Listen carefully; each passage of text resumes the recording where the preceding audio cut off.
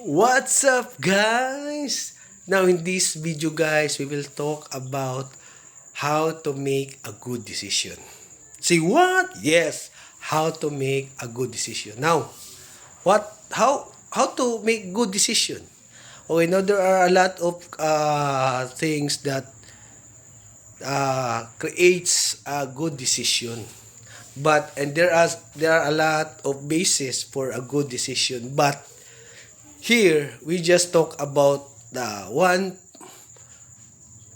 source, okay, one basis how to make a good decision, because there are many bases, but this one basis we will talk about. Okay, now to make a good decision, we can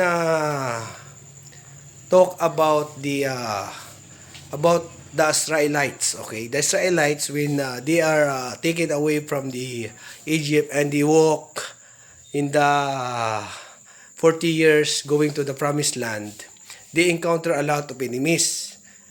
No,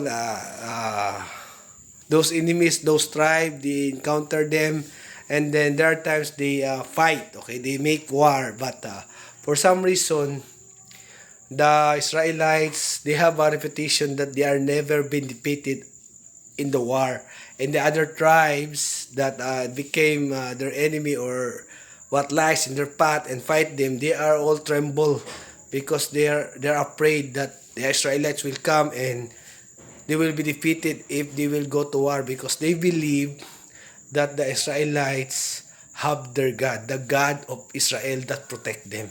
But behind that, Israelites, they have practice. Whenever there was a battle, they do something before the battle. That helps them to have a good decision. And what is it that make them have a good decision? They ask God. Okay, they ask the Lord's guidance. Okay, for they will call the prophet. For example, whoever the king in that time, they will call a prophet, and he say, "Hey, will if we fight this tribe, will we win?" Okay, then the prophet said, "Okay, I will ask guidance to the Lord, and I will come back tomorrow and tell you." Then he will pray in the night, and then God will give him the answer.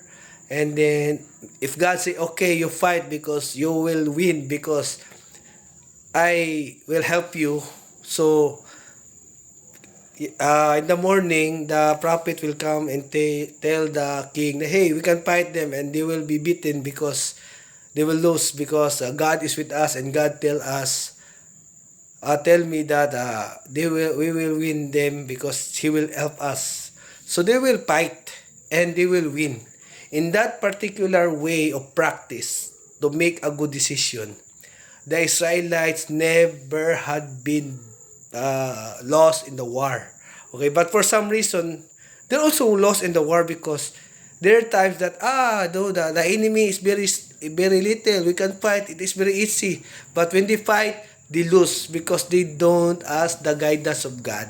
So the idea here is for us to have a good decision, we ask God for guidance. Okay, that is the message. Okay, so that's it, guys. I hope you learned something in my video, how to make a good decision. You can make a good decision by asking guidance from God. Okay? Is this the right thing to do? Is this the right decision? Is this the right a person, the right investment, the right action to take, the right thought, the right emotion? You ask God for that. Okay? You ask God. And be humble yourself before God, and He will exalt you. Okay? Because this is not only for you, only for me also. Okay? So I hope you learned something, how to make a good decision. We can make good decision by asking the Lord God. And we will not regret by doing this. We are always in the good side and the success side of our every endeavor. Okay? So that's it. God bless us all. Bye-bye.